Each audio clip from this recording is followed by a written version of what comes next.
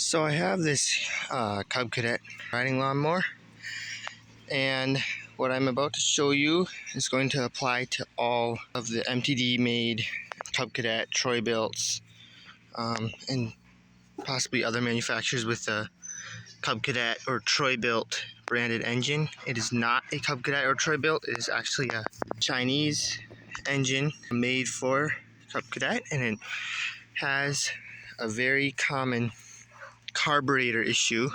And so if your lawnmower is running for about 5 minutes, surging, running up and down and shutting off, or something similar like that, first check the gas cap. Make sure it's not a fuel tank that's not venting. You can see I've removed the carburetor. So on the carburetor here, there's the elbow for the fuel inlet on the carburetor. If you pull that out with a vice grip, so what you want to do is grab onto it and twist it back and forth, try to not break anything, and then pull it out. Pull it out, and inside there is a little metal screen.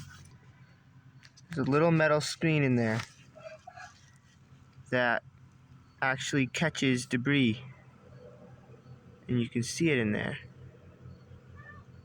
You can see all the debris built up in there in front of that screen. That will cause the carburetor bowl, once it's seeped fuel past there enough to fill up, it'll cause it to run for 5 minutes till it drains, and it can't replenish fast enough for how much the engine is taking the fuel, and then you'll have that shutting off issue. So you're just going to want to clean all that out and put this back on. Make sure it's nice and press fit in there tight. Reinstall it. Maybe take a look at your fuel filter. Make sure you don't need to replace the fuel filter, and it should be all good and running again. So that's a common issue I've found with these cheap engines. I think it might be caused by the poor fuel filter. They pretty much just have a fuel filter that's commonly on like snow blowers or push mowers, so they don't filter that well. But it's a pretty simple fix.